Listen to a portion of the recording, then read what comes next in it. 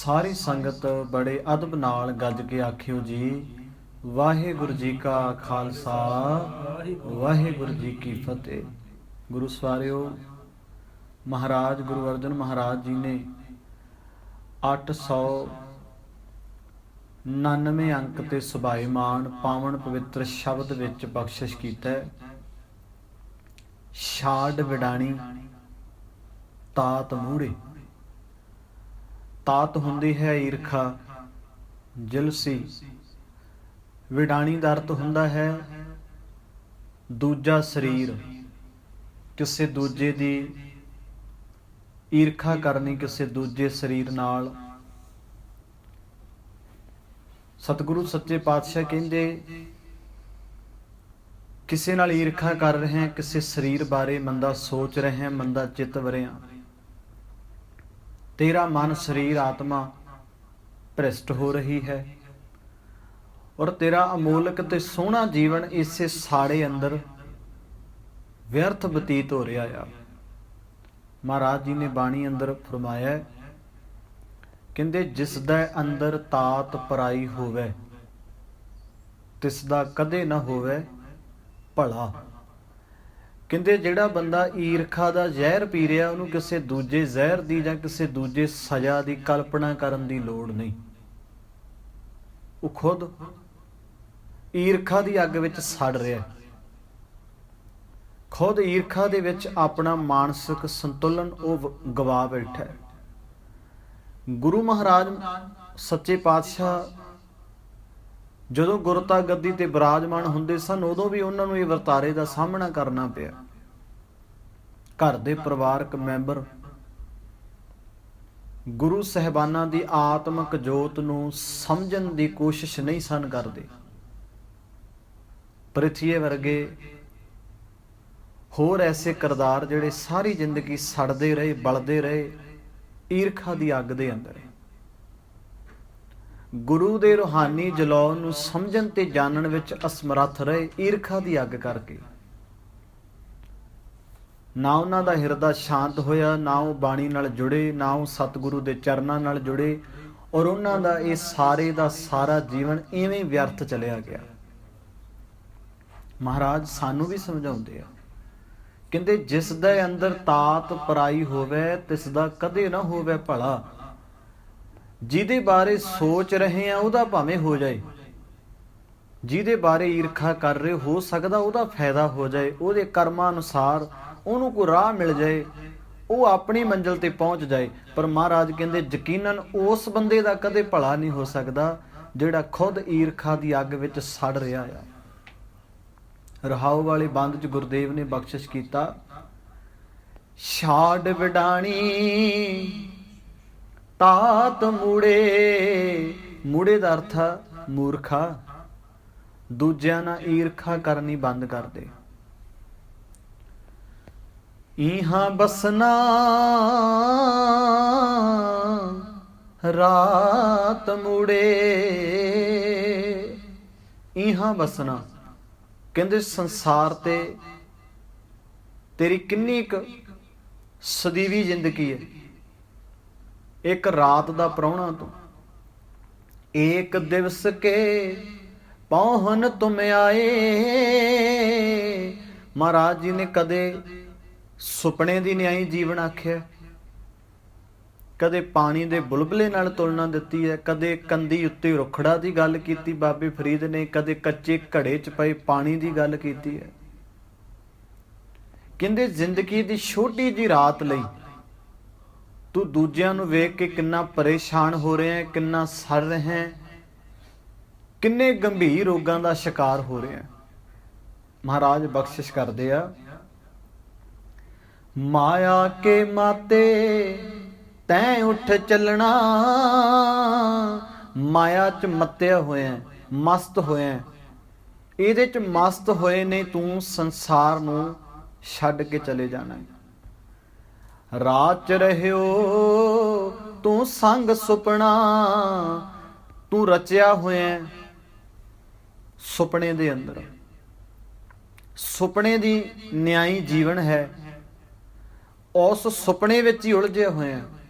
ਸੁਪਨੇ ਕਦੇ ਸੱਚ ਨਹੀਂ ਹੁੰਦੇ। ਰਾਚ ਰਹਿਓ ਤੂੰ ਸੰਗ ਸੁਪਨਾ। ਤੂੰ ਇਸ ਸੁਪਨੇ ਦੀ ਨਿਆਈ ਜੀਵਨ ਦੇ ਵਿੱਚ ਮਾਇਆ 'ਚ ਫਸਿਆ ਹੋਇਆ, ਵਿਕਾਰਾਂ 'ਚ ਫਸਿਆ ਹੋਇਆ। ਤੇਰਾ ਜੀਵਨ ਆਈ ਲੰਘ ਰਿਹਾ, ਵਿਅਰਥ ਲੰਘ ਰਿਹਾ। ਮਹਾਰਾਜ ਸੱਚੇ ਪਾਤਸ਼ਾਹ ਨੇ ਪਹਿਲੇ ਬੰਦ 'ਚ ਸਮਝਾਇਆ, ਸਿੰਚੈ ਦਰਬ ਦੇ ਦੁੱਖ ਲੋਗ। ਮਾਇਆ ਕਮਾਉਣ ਦੇ ਸੰਸਾਰ ਤੇ ਕਿੰਨੇ ਢੰਗ ਹੈ, ਪਰ ਤੁਹਾਨੂੰ ਪਤਾ ਸੰਸਾਰ ਤੇ ਬਹੁਤੀ ਵਾਰ ਪੈਸਾ ਕਿਸੇ ਨੂੰ ਦੁੱਖ ਦੇ ਕੇ ਇਕੱਠਾ ਕੀਤਾ ਜਾਂਦਾ ਹੈ। ਇੱਕ ਤਾਂ ਇਹ ਹੈ ਨਾ ਵੀ ਤੁਸੀਂ ਕਮਾ ਰਹੇ ਹੋ, ਤੁਹਾਡਾ ਵਰਕਰ ਖਾ ਰਿਹਾ ਹੈ, ਸਾਰੇ ਜਾਣੇ ਪ੍ਰਸ਼ਾਦਾ ਛਕ ਰਹੇ, ਉੱਪਰ ਤੋਂ ਲੈ ਕੇ ਥੱਲੇ ਤੱਕ ਕਿਰਤ ਵਿੱਚੋਂ ਹਰ ਬੰਦਾ ਆਪਦਾ ਹਿੱਸਾ ਲੈ ਰਿਹਾ ਤੇ ਪਰਿਵਾਰ ਚਲਾ ਰਿਹਾ। ਇਹ ਤਾਂ ਸਹੀ ਢੰਗ ਹੈ ਨਾ ਵੀ ਸਾਰਿਆਂ ਨੂੰ ਆਪਣੀ ਬਣਦੀ ਮਜ਼ਦੂਰੀ ਮਿਲ ਗਈ, ਉੱਪਰ ਤੋਂ ਲੈ ਕੇ ਥੱਲੇ ਤੱਕ ਆਪੋ ਆਪਣੀ ਯੋਗਤਾ ਅਨੁਸਾਰ ਬੰਦਿਆਂ ਨੂੰ ਵੰਡੀ ਹੋਈ ਮਾਇਆ ਆ ਗਈ। ਪਰ ਮਹਾਰਾਜ ਕਹਿੰਦੇ ਲੋਕਾਂ ਨੂੰ, ਸਰੀਰਾਂ ਨੂੰ ਦੁੱਖ ਦੇ ਕੇ ਪੈਸਾ ਇਕੱਠਾ ਕਰ ਰਹੇ ਆ, ਪਰੇਸ਼ਾਨ ਕਰਕੇ। ਕਈ ਵਾਰ ਕਿਸੇ ਦੇ ਰੋਣ ਚੋਂ ਹਾਸੇ ਲੱਭਦਾ ਨਾ ਬੰਦਾ, ਕਈ ਵਾਰ ਕਿਸੇ ਦੇ ਦੁੱਖ ਚੋਂ ਖੁਸ਼ੀ ਲੱਭਦਾ, ਕਈ ਵਾਰ ਕਿਸੇ ਦੇ ਨੁਕਸਾਨ ਦੇ ਵਿੱਚੋਂ ਬੰਦਾ ਭਲਾ ਚਾਹੁੰਦਾ। ਜਿਹੜਾ ਸਾਨੂੰ ਚੰਗਾ ਨਹੀਂ ਨਾ ਲੱਗਦਾ, ਅਸੀਂ ਨਫ਼ਰਤ ਕਰਦੇ ਹਾਂ ਜਿਹਨੂੰ, ਤੇ ਉਹਦਾ ਜੇ ਨੁਕਸਾਨ ਹੋ ਜੇ ਬੰਦਾ ਕਿੰਨਾ ਖੁਸ਼ ਹੁੰਦਾ। ਉਹਦੀ ਤਾਂ ਜਾਨ ਤੱਕ ਕੱਢਣਾ ਚਾਹੁੰਦਾ। ਬੰਦੇ ਦਾ ਵੱਸ ਨਹੀਂ ਚੱਲਦਾ, ਜਿਹੜਾ ਸਰੀਰ ਉਹਨੂੰ ਪਸੰਦ ਨਹੀਂ, ਜਿਹੜਾ ਕਿਰਦਾਰ ਉਹਨੂੰ ਪਸੰਦ ਨਹੀਂ, ਹਰ ਵੇਲੇ ਉਹਦੇ ਨੁਕਸਾਨ ਦੀਆਂ ਵਿਉਂਤਾਂ ਘੜਦਾ ਤੇ ਕੋਸ਼ਿਸ਼ ਕਰਦਾ ਵੀ ਇਹਦਾ ਨੁਕਸਾਨ ਜਿੰਨੀ ਛੇਤੀ ਹੋ ਸਕਦਾ ਉਨੀ ਛੇਤੀ ਹੋ ਜਾਏ। ਤੇ ਜਿਹਦੇ ਨਾਲ ਪਿਆਰ ਹੈ, ਜਿਹਦੇ ਨਾਲ ਜੁੜਿਆ, ਉਹਨੂੰ ਲੁਟਾਉਣਾ ਚਾਹੁੰਦਾ ਸਾਰਾ ਕੁਝ। ਇੱਕ ਸਰੀਰ ਪ੍ਰਤੀ ਨਫ਼ਰਤ ਭਰੀ ਹੋਈ ਹੈ ਮਨ 'ਚ, ਇੱਕ ਪ੍ਰਤੀ ਮੋਹ ਹੈ। ਇੱਕ ਨੂੰ ਲੁਟਾ ਕੇ ਖੁਸ਼ ਹੋ ਰਿਹਾ, ਇੱਕ ਤੋਂ ਲੁੱਟ ਕੇ ਖੁਸ਼ ਹੋ ਰਿਹਾ। ਇੱਕ ਦਾ ਨੁਕਸਾਨ ਕਰਦਾ, ਦੂਜੇ ਦਾ ਫਾਇਦਾ ਕਰਨ ਦੀ ਸੋਚਦਾ। ਇੱਕ ਨੂੰ ਰਵਾਉਂਦਾ, ਦੂਜੇ ਨੂੰ ਹਸਾਉਂਦਾ। ਮੋਹ ਦਾ ਜਾਲ ਹੈ। ਆਪਣਾ ਪਰਿਵਾਰ, ਆਪਣੀ ਔਲਾਦ ਲਈ ਜੱਦੋ-ਜਹਿਦ ਕਰਦਾ, ਦੂਜਿਆਂ ਦੇ ਨਿਆਣੇ ਰੋਲਣ ਤੇ ਤੁਰਿਆ ਹੋਇਆ। ਆਪਣੀਆਂ ਖੁਸ਼ੀਆਂ ਲਈ ਦੂਜਿਆਂ ਨੂੰ ਗਮੀਆਂ 'ਚ ਬਦਲ ਰਿਹਾ। ਕਿੰਨੀ ਸੋਹਣੀ ਗੱਲ ਗੁਰੂ ਅਰਜਨ ਮਹਾਰਾਜ ਜੀ ਨੇ ਆਖੀ, ਕਹਿੰਦੇ ਸਿੰਚੈ ਦਰਬ ਦੇ ਦੁੱਖ ਲੋਗ। ਪੈਸਾ ਇਕੱਠਾ ਕੀਤਾ ਆਪਦੀਆਂ ਲੋੜਾਂ ਲਈ, ਪਰ ਕਿਸੇ ਨੂੰ ਸੁਖੀ ਕਰਕੇ ਪੈਸਾ ਕਮਾ ਕੇ ਨਹੀਂ ਲੈ ਕੇ ਆਇਆ। ਕਿਸੇ ਦੀਆਂ ਆਂਦਰਾਂ ਨੂੰ ਠੰਡ ਪਾ ਕੇ ਪੈਸੇ ਇਕੱਠੇ ਨਹੀਂ ਕੀਤੇ, ਦੁੱਖ ਦੇ ਕੇ ਪੈਸਾ ਇਕੱਠਾ ਕੀਤਾ। ਤੇਰਾ ਕਾਜ ਨਾ ਅਵਰਾਂ ਜੋਗ। ਮਹਾਰਾਜ ਸੱਚੇ ਪਾਤਸ਼ਾਹ ਕਹਿੰਦੇ ਤੇਰਾ ਇਹ ਕਾਜ ਜੀਵਨ ਨੂੰ ਸਵਾਰਨ ਤੇ ਸ਼ਿੰਗਾਰਨ ਵਾਲਾ ਨਹੀਂ। ਕਰ ਹੰਕਾਰ ਹੋਏ ਵਰਤੈ ਅੰਧ। ਕਹਿੰਦੇ ਹਨੇਰੇ 'ਚ ਫਸਿਆ ਹੋਇਆ ਬੰਦਿਆ, ਤੂੰ ਸਾਰੀ ਜ਼ਿੰਦਗੀ ਹੰਕਾਰ ਵਿੱਚ ਹੀ ਜਿਉਣਾ ਆ। ਹੰਕਾਰ ਹੀ ਤੇਰੇ ਜੀਵਨ ਦਾ ਹਿੱਸਾ ਬਣ ਗਿਆ। ਜਮ ਕੀ ਜੇਵੜੀ ਤੂੰ ਆਗੇ ਬੰਦ। ਤੂੰ ਕਾਹਦੇ 'ਚ ਫਸਿਆ ਹੋਇਆ? ਜਮਾਂ ਦੀ ਜੇਵੜੀ 'ਚ। ਵਕਾਰਾਂ ਨੇ ਤੈਨੂੰ ਨੂੜਿਆ ਹੋਇਆ, ਤੇਰੇ ਆਸੇ ਪਾਸੇ ਜਮਾਂ ਦਾ ਘੇਰਾ ਹੈ। ਛਾੜ ਵਡਾਣੀ ਤਾਤ ਮੂੜੇ, ਇਹਾਂ ਬਸਨਾ ਰਾਤ ਮੂੜੇ। ਮਾਇਆ ਕੇ ਮਾਤੈ ਤੈਂ ਉੱਠ ਚੱਲਣਾ, ਰਾਚ ਰਹਿਓ ਤੂੰ ਸੰਗ ਸੁਪਨਾ। ਬਾਲ ਬਵਿਸਥਾ ਬਾਰਕ ਅੰਧ। ਕਹਿੰਦੇ ਨਾ ਬਚਪਨ 'ਚ ਸਿੱਖਿਆ ਕੁਛ, ਭਰ ਜੋਬਨ ਲਾਗਾ ਦੁਰਗੰਧ। ਕਹਿੰਦੇ ਜਦੋਂ ਜਵਾਨੀ 'ਚ ਚਲਿਆ ਗਿਆ ਉਦੋਂ ਵੀ ਭੈੜੀ ਮੱਤ ਦਾ ਹੀ ਸ਼ਿਕਾਰ ਹੋਇਆ। ਬਚਪਨ ਵੀ ਐਵੇਂ ਲੰਘ ਗਿਆ, ਜਵਾਨੀ ਵੀ ਐਵੇਂ ਲੰਘ ਗਈ। ਪਹਿਲੇ ਪਿਆਰ ਲੱਗਾ ਥਣ ਦੁੱਧ। ਮਾਝ ਦੀ ਵਾਰ ਗੁਰੂ ਅਰਜਨ ਸਾਹਿਬ ਜੀ ਦਾ ਸ਼ਲੋਕ ਹੈ।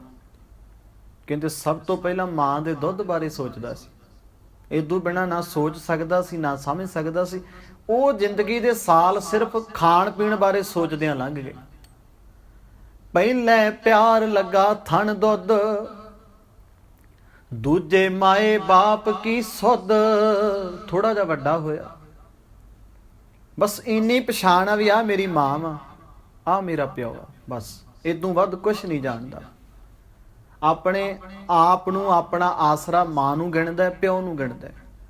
ਰੋਂਦਾ ਮਾਂ ਕੋਲੇ ਚਲਾ ਜਾਂਦਾ, ਰੋਂਦਾ ਪਿਓ ਕੋਲੇ ਚਲਿਆ ਜਾਂਦਾ। ਤੀਜੇ ਭਈਆ ਭਾਬੀ ਬੇਬ, ਚੌਥੇ ਪਿਆਰ ਪੰਨੀ ਖੇੜ। ਅੱਗੇ ਅਵਸਥਾ ਆਈ, ਮਾਂ ਨੇ ਆਖਿਆ ਪੁੱਤ ਚਾਚਾ ਤੇਰਾ, ਆ ਤੇਰਾ ਤਾਇਆ। ਘਰ ਦੇ 4 ਰਿਸ਼ਤੇ ਹੋਰ ਜਾਣਨ ਲੱਗ ਗਿਆ। ਹੋਰਾਂ 4 ਰਿਸ਼ਤਿਆਂ ਬਾਰੇ ਸਮਝ ਆ ਗਈ। ਥੋੜਾ ਜਿਹਾ ਹੋਰ ਵੱਡਾ ਹੋਇਆ, ਫਿਰ ਖੇਡ ਪਿਆਰੀ ਹੋ ਗਈ। ਨਾ ਹੁਣ ਮਾਂ ਦੀਂਦੀ ਹੈ, ਨਾ ਪਿਓ ਦੀਂਦਾ, ਨਾ ਚਾਚੇ ਤਾਏ ਦੀਂਦੇ। ਹੁਣ ਖਿਡੌਣੇ ਚਾਹੀਦੇ ਆ, ਨਵੇਂ ਨਵੇਂ ਖਿਡੌਣੇ ਚਾਹੀਦੇ ਆ। 5 ਮੈਂ ਖਾਣ ਪੀਣ ਕੀ ਧਾਤ। ਫਿਰ ਅੱਗੇ ਹੋਰ ਵੱਡਾ ਹੋਇਆ, ਹੁਣ ਖਿਡੌਣਿਆਂ ਨਾਲੋਂ ਲਗਾਵ ਘੱਟ ਕਰਕੇ ਖਾਣਾ ਪੀਣਾ ਜ਼ਿਆਦਾ ਪਸੰਦ ਕਰਦਾ। ਰੁਚੀ ਖਾਣ ਪੀਣ ਦੀ ਹੈ। 6ਵੇਂ ਕਾਮ ਨਾ ਪੁੱਛੇ ਜਾਤ। ਥੋੜਾ ਹੋਰ ਵੱਡਾ ਹੋਇਆ, ਵਾਸ਼ਨਾ ਨੇ ਜ਼ੋਰ ਪਾਇਆ। ਹੁਣ ਨਾ ਮਾਂ ਬਾਪ, ਨਾ ਖੇਡਾਂ, ਨਾ ਦੁੱਧ। ਹੁਣ ਸਿਰਫ ਵਾਸ਼ਨਾ ਹੀ ਮਨ ਵਿੱਚ ਚੱਤੋ ਪਹਿਰ ਕੰਮ ਕਰਦੀ ਹੈ। ਹੁਣ ਵਾਸ਼ਨਾ ਚ, ਕਾਮ ਵਾਸ਼ਨਾ ਚ ਗਰਸਿਆ ਹੋਇਆ। 6ਵੇਂ ਕਾਮ ਨਾ ਪੁੱਛੇ ਜਾਤ। 7ਵੇਂ ਸਾਂਝ ਕੀਆ ਕਰਵਾਸ। ਘਰਦਿਆਂ ਉਮਰ ਵੇਖ ਕੇ ਵਿਆਹ ਕਰਤਾ, ਪਰਿਵਾਰ ਆਇਆ, ਬੱਚੇ ਹੋ ਗਏ। 8ਵੇਂ ਕ੍ਰੋਧ ਹੁਆ ਤਨ ਨਾਸ। 9ਵੇਂ ਤੋਲੇ ਉੱਬੇ ਸਾ। 10ਵੇਂ ਧੱਦਾ ਹੁਆ ਸਵਾ। ਨਿਆਣੇ ਹੋ ਗਏ, ਵੱਡੇ ਹੋ ਗਏ, ਜਵਾਨ ਹੋ ਗਏ। ਦਾੜੀ ਦਾ ਰੰਗ ਬਦਲ ਗਿਆ, ਸਰੀਰ 'ਚ ਵਡੇਪਾ ਆ ਗਿਆ। ਹੌਲੀ ਹੌਲੀ ਕੀ ਹੋਇਆ, ਬਜ਼ੁਰਗ ਅਵਸਥਾ 'ਚ ਚਲਿਆ ਗਿਆ। ਇੱਕ ਦਿਨ ਸਵਾਸ ਮੁੱਕ ਗਏ ਜਿੰਨੇ ਲਿਖੇ ਸੀ, ਤੇ ਸਵਾਹ ਹੋ ਗਿਆ। ਗਿਆ ਹੰਸ। ਮਹਾਰਾਜ ਸੱਚੇ ਪਾਤਸ਼ਾਹ ਕਹਿੰਦੇ ਹੰਸ ਵਰਗਾ ਜੀਵਨ। 10ਵੇਂ ਧੱਦਾ ਹੁਆ ਸਵਾ। ਹੰਸ ਵਰਗਾ ਜੀਵਨ ਇਵੇਂ ਸੰਸਾਰ ਤੋਂ ਚਲਿਆ ਗਿਆ। ਗਿਆ ਹੰਸ ਉਡਾਏਰਾ, ਪਿੱਛੇ ਪੱਤਲ ਸੱਦਿਓ ਕਾਮ। ਪਿੱਛੋਂ ਪਰਿਵਾਰ ਵਾਲਿਆਂ ਨੇ ਸੱਦ ਕੇ ਉਹਦੇ ਨਾਂ ਦਾ ਖਾਣਾ ਪਾਣਾ ਉਹ ਵੀ ਬਣਾਇਆ, ਸਵਾਰਿਆ, ਲੋਕਾਂ ਨੂੰ ਖਵਾਇਆ। ਉਹਦੀ ਆਤਮਾ ਦੀ ਸ਼ਾਂਤੀ ਲਈ ਜੋ ਰਸਮਾਂ ਸੀ ਉਹ ਵੀ ਪੂਰੀਆਂ ਕੀਤੀਆਂ। ਤੇ ਮਹਾਰਾਜ ਨੇ ਅਖੀਰ 'ਚ ਪਤਾ ਕੀ ਆਖਿਆ, ਬਾਜ ਗੁਰੂ ਡੁੱਬਾ ਸੰਸਾਰ। ਕਹਿੰਦੇ ਗੁਰੂ ਤੋਂ ਬਿਨਾਂ ਜੀਵਨ ਇਵੇਂ ਚਲਿਆ ਗਿਆ। ਕਦੇ ਕਿਸੇ ਚੀਜ਼ ਨਾਲ ਪ੍ਰੀਤ ਬਣ ਗਈ, ਕਦੇ ਕਿਸੇ ਨਾਲ। ਜਿਹਦੇ ਨਾਲ ਪ੍ਰੇਮ, ਪਿਆਰ, ਭਰੋਸਾ ਬਣਨਾ ਚਾਹੀਦਾ ਸੀ ਜ਼ਿੰਦਗੀ ਦੀ ਕਿਸੇ ਅਵਸਥਾ ਵਿੱਚ ਉਹਦੀ ਯਾਦ ਨਹੀਂ ਆਈ, ਉਹਦੇ ਨਾਲ ਨਹੀਂ ਜੁੜਿਆ। ਬਸ ਜ਼ਿੰਦਗੀ ਦੇ ਆ ਉਮਰਾਂ ਦੇ ਪੜਾਅ ਆਏ, ਇਹਨਾਂ ਵਿੱਚ ਕਦੇ ਕਿਸੇ ਚੀਜ਼ ਨਾਲ ਲਗਾਵ ਸੀ, ਕਦੇ ਕਿਸੇ ਚੀਜ਼ ਨਾਲ, ਕਦੇ ਦੁੱਧ ਨਾਲ, ਕਦੇ ਮਾਂ-ਬਾਪ ਨਾਲ, ਕਦੇ ਚਾਚੇ ਤਾਇਆਂ ਨਾਲ, ਕਦੇ ਖੇਡਾਂ ਨਾਲ, ਕਦੇ ਵਾਸ਼ਨਾ ਨਾਲ। ਜ਼ਿੰਦਗੀ ਦੇ ਸਾਰੇ ਪੜਾਅ ਸਰ ਕਰ ਲਏ, ਪਰ ਜਿਹੜੀ ਆਵਾਜ਼ ਹਿਰਦੇ ਚੋਂ ਗੂੰਜਣੀ ਚਾਹੀਦੀ ਸੀ, ਮਨ ਦੇ ਵਿੱਚ ਜਿਹੜੀ ਅਵਸਥਾ ਬਣਨੀ ਚਾਹੀਦੀ ਸੀ, ਉਹ ਬਣ ਨਹੀਂ ਪਾਈ। ਤੇ ਗੁਰੂ ਅਰਜਨ ਮਹਾਰਾਜ ਇੱਥੇ ਕੀ ਬਖਸ਼ਿਸ਼ ਕਰਦੇ ਆ, ਕਹਿੰਦੇ ਬਚਪਨ ਲੰਘ ਗਿਆ, ਜਵਾਨੀ ਲੰਘ ਗਈ।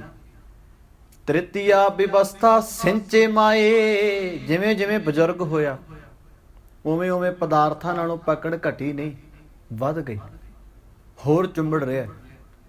ਬਿਰਧ ਭਇਆ ਛੋੜ ਚੱਲਿਓ ਪਛਤਾਏ।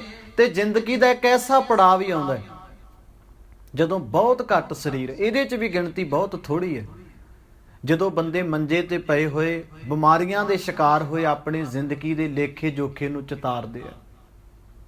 ਤੇ ਬਹੁਤੇ ਸਿਆਣੇ ਬੰਦੇ ਐਂਡ ਤੇ ਜਾ ਕੇ ਸਵੀਕਾਰ ਕਰਦੇ, ਸਿਰ ਫੜ ਲੈਂਦੇ ਆ ਤੇ ਦੁਨੀਆ ਨੂੰ ਲਿਖ ਕੇ ਬੋਲ ਕੇ ਘਰਦਿਆਂ ਨੂੰ ਸਮਝਾਉਣਾ ਵੀ ਚਾਹੁੰਦੇ ਆ, ਉਹ ਤੁਸੀਂ ਇਹ ਕੰਮ ਨਾ ਕਰਿਓ ਜਿਨ੍ਹਾਂ ਕੰਮਾਂ 'ਚ ਮੇਰੀ ਜ਼ਿੰਦਗੀ ਲੰਘ ਗਈ। ਮੈਂ ਸਭ ਕੁਛ ਕੀਤਾ ਪਰ ਆਹ ਕੰਮ ਨਹੀਂ ਕੀਤਾ, ਮੇਰੇ ਪੁੱਤ ਤੁਸੀਂ ਕਰ ਲਿਓ। ਮੇਰੀ ਜ਼ਿੰਦਗੀ ਦੇ 80, 85, 90 ਵਰੇ ਇਵੇਂ ਲੰਘ ਗਏ ਤੇ ਸੁਪਨੇ ਵਰਗੀ ਸੀ। ਭੁਲੇਖੇ 'ਚ ਨਾ ਰਿਓ, ਮੈਂ ਕੱਲ ਜਵਾਨ ਸੀ, ਅੱਜ ਬੁੱਢਾ ਹੋ ਗਿਆ, ਹੁਣ ਮੰਜੇ ਤੇ ਪੈ ਗਿਆ ਤੇ ਮੇਰੇ ਸਰੀਰ 'ਚੋਂ ਆਵਾਜ਼ ਆ ਰਹੀ ਆ ਵੀ ਫਲਾਨਿਆਂ ਸਿੰਘਾ, ਅੱਗੇ ਤੇਰੀ ਜ਼ਿੰਦਗੀ ਹੁਣ ਬਹੁਤੀ ਲੰਮੀ ਨਹੀਂ, ਤੂੰ ਖਤਮ ਹੋਣ ਵਾਲਾ। ਮੇਰੇ ਸਰੀਰ ਦੀ ਮਸ਼ੀਨਰੀ ਜਵਾਬ ਦੇ ਰਹੀ ਹੈ। ਇਹੋ ਜਿਹੇ ਵੀ ਬਹੁਤ ਘੱਟ ਹੈ। ਬੁੱਢਾ ਹੁਆ ਸ਼ੇਖ ਫਰੀਦ, ਕੰਬਣ ਲੱਗੀ ਦੇ ਜੇ 100 ਵਰਿਆਂ ਜੀਵਣਾ, ਮਹਾਰਾਜ ਕਹਿੰਦੇ ਜੇ 100 ਵਰਾ ਉਮਰ ਹੋ ਜਾਏ, ਭੀ ਤਨ ਹੋਸੀ ਖੇ, ਆਖਰ ਨੂੰ ਹੋਣਾ ਤੇ ਖੇ ਹੀ ਆ ਨਾ। ਮਿੱਟੀ 'ਚ ਮਿੱਟੀ ਮਿਲਦੀ ਹੈ, ਪੰਜ ਭੂਤਕ ਸਰੀਰ ਹੈ, ਮਿੱਟੀ 'ਚੋਂ ਹੀ ਤਿਆਰ ਹੋਇਆ ਤੇ ਮਿੱਟੀ 'ਚ ਹੀ ਮਿਲਦਾ। ਮਿੱਟੀ 'ਚੋਂ ਕਿਵੇਂ ਤਿਆਰ ਹੁੰਦਾ ਜੀ? ਸਾਡੀ ਮਾਂ ਨੇ ਕੀ ਖਾਧੀ, ਸਾਡੇ ਬਾਪ ਨੇ ਕੀ ਖਾਧੀ? ਮਿੱਟੀਓ ਹੀ ਖਾਧੀ। ਜਿੰਨੇ ਪਦਾਰਥ ਬਾਪ ਨੇ ਮਾਂ ਨੇ ਖਾਧੇ ਮਿੱਟੀ 'ਚ ਹੀ ਉਗਾਏ ਗਏ ਨੇ। ਰਕਤ ਬਣਿਆ, ਬਿੰਦ ਬਣਿਆ, ਕਾਹਦੇ ਨਾਲ ਬਣਿਆ? ਕੀ ਰੋਟੀ ਪਾਣੀ ਤੋਂ ਬਿਨਾ, ਇਸ ਰਿਜ਼ਕ ਤੋਂ ਬਿਨਾ ਬੰਦੇ ਅੰਦਰ ਖੂਨ ਬਣ ਸਕਦਾ? ਕਿ ਔਰਤ ਬੱਚਾ ਪੈਦਾ ਕਰ ਸਕਦੀ ਹੈ? ਉਹਨੂੰ ਵੀ ਭੋਜਨ ਚਾਹੀਦਾ, ਉਹਦੇ ਗਰਭ 'ਚ ਪਲ ਰਹੇ ਬੱਚੇ ਨੂੰ ਵੀ ਰੋਟੀ ਚਾਹੀਦੀ ਹੈ। ਰੋਟੀ 'ਚੋਂ ਹੀ ਅਸੀਂ ਬਣੇ ਸਾਂ, ਰੋਟੀ ਸਾਨੂੰ ਚਾਹੀਦੀ ਹੈ। ਰੋਟੀ ਲਈ ਅਸੀਂ ਜੱਦੋ ਜਹਿਦ ਕਰਦੇ ਹਾਂ, ਰੋਟੀ ਲਈ ਚਿੰਤਾ ਕਰਦੇ ਹਾਂ। ਅਸੀਂ ਮਿੱਟੀ 'ਚੋਂ ਹੀ ਨਿਕਲੇ ਸੀ, ਸਾਡੇ ਖਾਣ ਵਾਲੇ ਪਦਾਰਥ ਮਿੱਟੀ 'ਚੋਂ ਹੀ ਪੈਦਾ ਹੋਏ। ਤੇ ਜਿੱਦਾਂ ਸਾਨੂੰ ਲੱਕੜਾਂ 'ਚ ਰੱਖ ਕੇ ਫੂਕਿਆ ਨਾ, ਉਹਦੇ ਜਿਹੜੀ ਸਵਾਹ ਸੀ ਉਹ ਵੀ ਮਿੱਟੀ 'ਚ ਹੀ ਮਿਲ ਗਈ। ਆਖਰ ਨੂੰ ਬੰਦੇ ਨੂੰ ਸਾੜੇ ਜਾਂਦਾ। ਹਰ ਚੀਜ਼ ਸੰਸਾਰ ਤੇ ਜੋ ਉਪਜੋ ਸੋ ਬਿਨਸ ਹੈ, ਇਹ ਕੁਦਰਤ ਦਾ ਵਰਤਾਰਾ ਹੈ। ਮਿੱਟੀ ਨੇ ਮਿੱਟੀ 'ਚ ਹੀ ਮਿਲਣਾ, ਆਖਰ ਨੂੰ ਉੱਥੇ ਹੀ ਆਉਣਾ।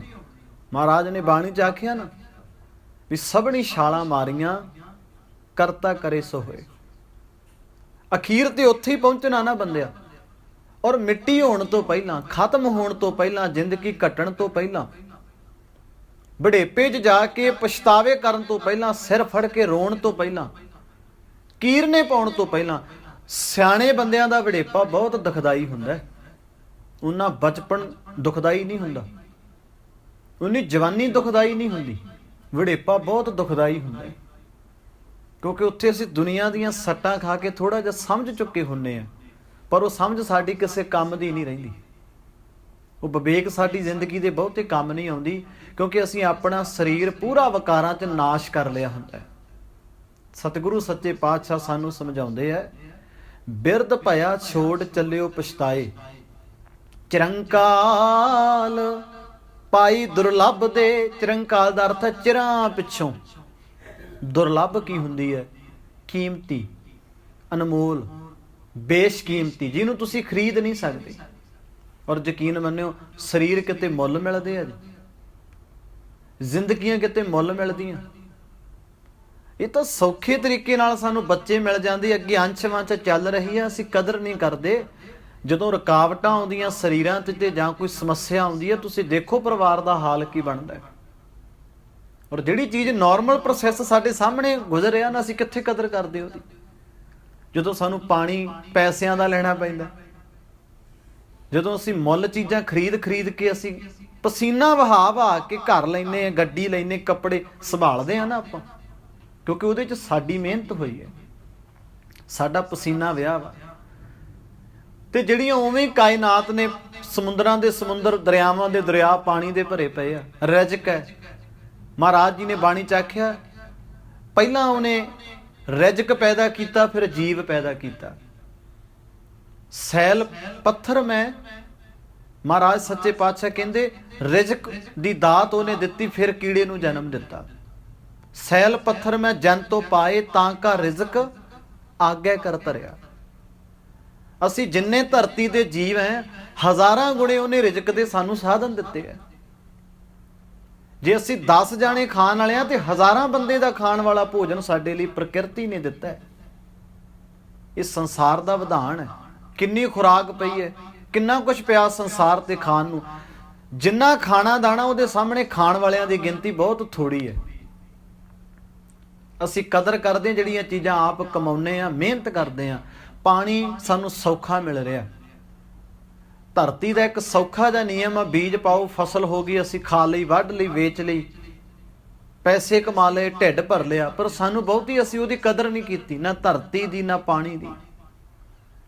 ਤੇ ਅਸੀਂ ਉਹਨਾਂ ਚਿਰ ਇਸ ਦੇਹ ਦੀ ਵੀ ਕਦਰ ਨਹੀਂ ਕਰਦੇ ਜਿੰਨਾ ਚਿਰ ਸਾਨੂੰ ਸਮਝ ਨਹੀਂ ਆਉਂਦੀ ਵੀ ਇਹ ਮਿਲਦੀ ਕਿਵੇਂ ਆ। ਜਦੋਂ 5-4 ਸਾਲ ਘਰ ਵਿੱਚ ਕੋਈ ਔਲਾਦ ਨਹੀਂ ਨਾ ਹੁੰਦੀ, ਤੇ ਸਾਰਾ ਟੱਬਰ ਦੁਨੀਆ ਭਰ ਦੇ ਧਰਮ ਸਥਾਨ ਛਾਂਟ ਮਾਰਦਾ ਵੀ ਇੱਥੋਂ ਸਾਡੀ ਝੋਲੀ ਭਰ ਜਾਏ, ਇੱਥੋਂ ਖੈਰ ਪੈ ਜੇ ਸਾਨੂੰ। ਇੱਥੋਂ ਔਲਾਦ ਹੋ ਜੇ ਸਾਡੇ। ਔਰ ਬਹੁਤੇ ਬੰਦੇ ਰੋਂਦੇ ਦੇਖੇ ਜਿਹੜੇ ਪਹਿਲਾਂ ਕਹਿੰਦੇ ਸੀ ਪੁੱਤ ਹੀ ਹੋਣਾ ਚਾਹੀਦਾ ਹੈ, ਜਦੋਂ 12-12 14-14 ਸਾਲ ਲੰਘ ਗਏ ਉਹ ਕਹਿੰਦੇ ਭਾਵੇਂ ਧੀ ਹੋਵੇ ਪਰ ਹੋਵੇ ਤਾਂ ਸਹੀ ਨਾ ਘਰ ਚ ਕੁਛ, ਕੋਈ ਔਲਾਦ ਤਾਂ ਹੋਵੇ। ਕਿੰਨੀ ਅਨਮੋਲ ਬੇਸ਼ਕੀਮਤੀ ਜ਼ਿੰਦਗੀ ਮਹਾਰਾਜ ਨੇ ਬੰਦੇ ਦਾ ਰਕਤ ਬਿੰਦ, ਮਾਂ ਦਾ ਰਕਤ ਤੇ ਬੰਦੇ ਦੇ ਬਿੰਦ ਨੂੰ ਇੱਕ ਇਕੱਤਰ ਕਰਕੇ, ਮਾਂ ਦੇ ਗਰਭ ਚ ਅੱਗ ਵੀ ਉੱਥੇ ਆ, ਪਾਣੀ ਵੀ ਉੱਥੇ ਆ, ਉਹਨੂੰ ਰਿਜ਼ਕ ਵੀ ਮਿਲ ਰਿਹਾ ਹੈ। ਮਹਾਰਾਜ ਸੱਚੇ ਪਾਤਸ਼ਾਹ ਨੇ ਬੜੀ ਦੁਰਲੱਭ ਤੇ ਬੜੀ ਕੀਮਤੀ ਦੇਹ ਸਾਨੂੰ ਦਿੱਤੀ ਹੈ। ਮਹਾਰਾਜ ਸੱਚੇ ਪਾਤਸ਼ਾਹ ਕਹਿੰਦੇ ਨਾਮ ਵਿਹੂਣੀ ਹੋਈ ਖੇ। ਪਰਮਾਤਮਾ ਦੇ ਨਾਮ ਤੋਂ ਬਿਨਾ ਇੰਨੀ ਬੇਸ਼ਕੀਮਤੀ ਦੇਹ ਨੂੰ ਐਵੇਂ ਗਵਾ ਲਿਆ, ਵਿਅਰਥੀ ਜੀਵਨ ਚਲਿਆ ਗਿਆ। ਪਸ਼ੂ ਪ੍ਰੇਤ ਤੇਰੀ ਹਾਲਤ ਕੀ ਹੋ ਗਈ ਹੈ, ਜਿਹੜੀ ਬੇਸ਼ਕੀਮਤੀ ਸੀ, ਸੋਹਣੀ ਸੀ, ਅਨਮੁੱਲੀ ਸੀ। ਪਸ਼ੂ ਪ੍ਰੇਤ ਮੁਗਧ ਤੇ ਬੁਰੀ, ਉਹ ਪਸ਼ੂਆਂ ਪ੍ਰੇਤਾਂ ਤੇ ਮੂਰਖਾਂ ਤੋਂ ਵੀ ਭੈੜੀ ਬਣ ਗਈ। ਤੇਰਾ ਹਾਲ ਪਸ਼ੂਆਂ ਪ੍ਰੇਤਾਂ ਤੇ ਮੂਰਖਾਂ ਨਾਲੋਂ ਵੀ ਬਦਤਰ ਹੋ ਗਿਆ। ਤੇ ਸਹਿ ਨਾ ਬੂਝੈ ਜਿਨ ਇਹ ਸ੍ਰੀ, ਤੂੰ ਉਹਦਾ ਨਾਮ ਬਿਲਕੁਲ ਨਹੀਂ ਲੈਂਦਾ ਜਿਹਨੇ ਤੈਨੂੰ ਸਵਾਰਿਆ, ਜਿਹਨੇ ਤੈਨੂੰ ਸਿਰਜਿਆ। ਜੇ ਆਪਣੇ ਅਸੀਂ ਮੂਲ ਨੂੰ ਚੇਤੇ ਕਰਦੇ ਰਵਾਂਗੇ ਨਾ, ਹਰੇ ਰਵਾਂਗੇ, ਸੌਖੇ ਰਵਾਂਗੇ, ਜਿਉਂਦੇ ਜਾਗਦੇ ਰਵਾਂਗੇ। ਔਰ ਗੁਰੂ ਨੇ ਇਹ ਵੀ ਬਾਣੀ 'ਚ ਸਮਝਾਇਆ ਵੀ ਪ੍ਰਮਾਤਮਾ ਕਦੇ ਸਿੱਖ ਤੋਂ ਇਦਾਂ ਦੀ ਉਮੀਦ ਨਹੀਂ ਰੱਖਦਾ ਵੀ ਤੂੰ ਮੇਰਾ ਨਾਮ ਲੈ, ਤੂੰ ਮੈਨੂੰ ਅਰਾਧ। ਮਹਾਰਾਜ ਨੇ ਬਾਣੀ 'ਚ ਆਖਿਆ ਨਾ, ਵੱਡਾ ਦਾਤਾ ਤਿਲ ਨਾ ਤਮੈ। ਉਹ ਤਾਂ ਇੰਨੀ ਗੱਲ ਹੀ ਚੇਤੇ ਕਰਾਉਂਦਾ ਹੈ, ਮੂਲ ਨਾਲ ਜੁੜਿਆ ਰਹੇਗਾ ਤੇ ਹਰਾ ਰਹੇਗਾ, ਸੌਖਾ ਰਹੇਗਾ। ਸੁੱਕ ਜਾਏਗਾ, ਸੜ ਜਾਏਗਾ, ਸੰਸਾਰ ਦੀਆਂ ਇਹਨਾਂ ਬਿਰਤੀਆਂ ਅੰਦਰ ਵਿਕਾਰੀ ਸੁਭਾਅ ਹੋ ਜਾਏਗਾ, ਮਨ ਮੈਲਾ ਹੋ ਜਾਏਗਾ, ਜ਼ਿੰਦਗੀ ਨਰਕ ਬਣ ਜਾਏਗੀ। ਇਸ ਜਪਣ ਪਿੱਛੇ ਵੀ ਤੇਰਾ ਹੀ ਫਾਇਦਾ ਹੈ ਨਾ, ਉਹਨੂੰ ਆਰਾਧਨ ਪਿੱਛੇ ਵੀ ਤੇਰਾ ਹੀ ਤੈਨੂੰ ਹੀ ਲਾਹਾ ਮਿਲ ਰਿਹਾ ਨਾ। ਇਸੇ ਕਰਕੇ ਮਹਾਰਾਜ ਆਖਿਆ ਬਾਰ ਪ੍ਰਭ ਜਪੀਏ। ਰੈਪੀਟੇਸ਼ਨ, ਤੇ ਅਸੀਂ ਰੈਪੀਟੇਸ਼ਨ ਤੋਂ ਕਈ ਵਾਰ ਅੱਕ ਜਾਂਦੇ ਵੀ ਭਾਈ ਸਾਹਿਬ ਉਹੀ ਕਥਾ 'ਚ ਉਹੀ ਗੱਲਾਂ, ਉਹੀ ਵਿਚਾਰ, ਉਹੀ ਬਾਣੀ, ਵਾਰ-ਵਾਰ ਕਿੱਥੋਂ ਜਪਜੀ ਸਾਹਿਬ ਦਾ ਪਾਠ ਕਰੀਏ ਅਸੀਂ? ਵਾਰ-ਵਾਰ ਕਿਵੇਂ ਸੋਦਰ ਦੀ ਬਾਣੀ ਪੜ੍ਹੀਏ? ਬਸ ਕੇਰਾਂ ਸਾਨੂੰ ਸਮਝਾ ਦਿਓ, ਵਾਰ-ਵਾਰ ਕੀ ਲੋੜ ਹੈ? ਬੰਦਾ ਘਰ ਪਰਿਵਾਰ ਡੇਲੀ ਕਿਹੜੀਆਂ ਨਵੀਆਂ ਗੱਲਾਂ ਕਰਦਾ ਜੀ, ਅੱਕਦਾ ਕਿਤੇ? ਕੀ ਹੁੰਦੀਆਂ ਜੀ ਗੱਲਾਂ? ਉਹੀ ਹੁੰਦੀਆਂ, ਪੁੱਤ ਕਿੱਦਾਂ, ਧੀ ਕਿੱਦਾਂ, ਕੀ ਖਾਧਾ, ਸੌਂਗੇ ਸੀ, ਸਿਹਤਾਂ ਠੀਕ ਸੀ, ਪਰਿਵਾਰ ਕਿਵੇਂ ਆ, ਕੰਮਕਾਰ ਕਿੱਦਾਂ? ਰੈਪੀਟੇਸ਼ਨ ਹੀ ਹੋ ਰਿਹਾ ਨਾ। ਕੁਦਰਤ ਦੀ ਹਰ ਚੀਜ਼ ਦੁਹਰਾਈ ਤੇ ਜਾ ਰਹੀ ਹੈ ਨਾ। ਇੱਕ ਸਾਹ ਅੰਦਰ ਲੈ ਕੇ ਗਿਆ ਬੰਦਾ, ਬਾਹਰ ਕੀ ਕੱਢ ਰਿਹਾ? ਸਾਹ ਹੀ ਕੱਢ ਰਿਹਾ ਨਾ। ਇਹ ਰੈਪੀਟੇਸ਼ਨ ਨਹੀਂ। ਕਦੇ ਬੰਦੇ ਨੇ ਕਿਹਾ ਨਹੀਂ ਅੱਜ ਸਾਹ ਦਾ ਦੁਹਰਾ ਨਹੀਂ ਕਰਨਾ, ਤੇ ਨੱਕ ਬੰਦ ਕਰਕੇ ਦੇਖ ਲੈ ਬੰਦਾ, ਮੂੰਹ ਬੰਦ ਕਰਕੇ ਦੇਖ ਲੈ, ਮਰ ਜਾਏਗਾ। ਸਾਹ ਦਾ ਵੀ ਤੇ ਦੁਹਰਾ ਹੀ ਹੋ ਰਿਹਾ ਨਾ। ਹਰ ਚੀਜ਼ ਦਾ ਦੁਹਰਾ। ਰੋਜ਼ ਪਾਣੀ ਪੀ ਰਿਹਾ, ਰੋਜ਼ ਰੋਟੀ ਖਾ ਰਿਹਾ, ਰੋਜ਼ ਨਹਾ ਰਿਹਾ, ਰੋਜ਼ ਨਵੇਂ ਕੱਪੜੇ ਪਾ ਰਿਹਾ। ਉਹੀ ਮਾਂ ਬਾਪ ਹੈ, ਉਹੀ ਬੱਚੇ ਹੈ, ਸਮਾਜ 'ਚ ਉਹੀ ਗੱਲਾਂ ਹੈ। ਇਸ ਰੈਪੂਟੇਸ਼ਨ ਨੂੰ ਸਵੀਕਾਰ ਕੀਤਾ। ਪਰ ਜੇ ਸਾਨੂੰ ਕੋਈ ਕਹੇ ਭਾਈ ਜਪਜੀ ਸਾਹਿਬ ਦਾ ਪਾਠ ਕਰ ਲਓ, ਸੋਦਰ ਬਾਣੀ ਦਾ ਪਾਠ ਕਰਿਆ ਕਰੋ, ਕੀਰਤਨ ਸੁਣਿਆ ਕਰੋ, ਰੋਜ਼ ਕਥਾ ਸੁਣਿਆ ਕਰੋ, ਰੋਜ਼ ਸਤ ਸੰਗਤ, ਨਹੀਂ ਜੀ ਇਹ ਕੰਮ ਸਾਥੋਂ ਰੋਜ਼ ਨਹੀਂ ਹੋਣਾ, ਇਹ ਅਸੀਂ ਰੋਜ਼ ਨਹੀਂ ਕਰ ਸਕਦੇ। ਤੇ ਮਹਾਰਾਜ ਨੇ ਸਮਝਾਇਆ ਚੇਤੇ ਰਹੇਗਾ ਤੈਨੂੰ ਵੀ ਕਿਹਨੇ ਤੈਨੂੰ ਭੇਜਿਆ, ਕੀ ਤੂੰ ਕਰਨਾ ਹੈ। ਇਸ ਚੀਜ਼ ਦੀ ਵੀ ਬਹੁਤ ਲੋੜ ਹੈ। ਨਹੀਂ ਤਾਂ ਸੰਸਾਰ ਦੇ ਕੰਮਕਾਰ ਕਰਦਿਆਂ ਦੀਨ ਦੁਨੀਆ 'ਚ ਗਵਾਚਿਆ ਬੰਦਾ। ਮਹਾਰਾਜ ਨੇ ਆਖਿਆ ਕਬੀਰ ਦੀਨ ਗਵਾਇਆ ਦੁਨੀ ਸਿਉ, ਦੁਨੀ ਨਾ ਚਾਲੀ ਸਾਥ। ਦੁਨੀਆ 'ਚ ਰਹਿੰਦਾ ਰਹਿੰਦਾ ਬੰਦਾ ਦੀਨ ਭੁੱਲ ਗਿਆ। ਪਾਏ ਕੁਹਾੜਾ ਮਾਰਿਆ ਗਾਫਲ ਆਪਣੇ ਹਾਥ, ਦੀਨ ਬਸਾਰਿਓ ਰੇ ਦੀਵਾਨੇ। ਕਿਉਂ? ਕੀ ਲੋੜ ਸੀ ਬਾਬੇ ਕਬੀਰ ਨੂੰ ਇਹ ਦੁਹਾਈਆਂ ਦੇਣ ਦੀ? ਦੀਵਾਨੇ ਦਾ ਅਰਥ ਹੈ ਬੌਰਿਆ। ਦੀਨ ਬਸਾਰਿਓ ਰੇ ਦੀਵਾਨੇ, ਦੀਨ ਬਸਾਰਿਓ ਰੇ। ਪੇਟ ਭਰਿਓ ਪਸ਼ੂਆ ਜਿਉਂ ਸੋਇਓ, ਮਾਨੁਖ ਜਨਮ ਹੈ ਹਾਰਿਓ। ਪਰਦਾਰਾ ਨਿੰਦਿਆ ਰਸ ਰਚਿਓ, ਗੁਰੂ ਤੇਗ ਬਹਾਦਰ ਸਾਹਿਬ ਆਂਦੇ। ਪਰਦਾਰਾ ਨਿੰਦਿਆ ਰਸ ਰਚਿਓ, ਰਚਿਓ ਝੂਠੇ ਧੰਦ। ਸਾਰੀ ਜ਼ਿੰਦਗੀ ਝੂਠਿਆਂ ਧੰਦਿਆਂ 'ਚ ਕੱਢ ਲਈ। ਤੇਰਾ ਗੁਰੂ ਤੈਨੂੰ ਯਾਦ ਕਰਾਉਂਦਾ ਪਿਆਰਿਆ, ਜਿਹਨੇ ਤੈਨੂੰ ਸਿਰਜਿਆ ਉਹਨੂੰ ਚੇਤੇ ਰੱਖ। ਤੇਰੀ ਜ਼ਿੰਦਗੀ ਸੋਹਣੀ ਰਹੇਗੀ ਤੇ ਸਿੱਧੇ ਰਸਤੇ ਰਹੇਗੀ। ਤੇ ਸਹਿ ਨਾ ਬੂਝੈ ਜਿਨੇ ਸਿਰੀ, ਸੁਣ ਕਰਤਾਰ ਗੋਵਿੰਦ ਗੋਪਾਲ। दीन दयाल सदा कृपाल, तुम्हें छड़ावो छुट के बंद। हे करतार जी, गोबिंद जी, दीना दे दयाल वाहिगुरु जी, सानू वकारां तो तुसी ही छड़ाउण वाले हो, तुसी ही कढ़ण वाले हो। बख्श मिलावो, अपनी रहमत करो, बख्शिश करो, नानक जग अंध। नहीं तो संसार विच बंदा हनेरे दी जिंदगी, अन्नियां दी जिंदगी जी रहा आ। मेहरबान होवो, बख्शिश करो, रहमत करो। तुहाडे अगे तुहाडा दास सेवक जन झोली अड्ड के खड़ा है। महाराज सच्चे पातशाह, मन नीवा हो जाए, मत उच्ची हो जाए। ईरखा च जिहड़ा सड़ रहा है बंदा, ये साड़ा बंदे दा मुक जाए। जिंदगी सोहनी है, प्यारी है, सचियारी है। तेरा नाम जपदियां होयां इस मनुखा जन्म नूं इवें ही सोहणे ढंग नाल संसार तो जिउं के जाइए। यही तेरे अगे तेरा सिख चत्तो पैर अन दिन हर वेले तेरे अगे अरदास करदा है, बेनती करदा है।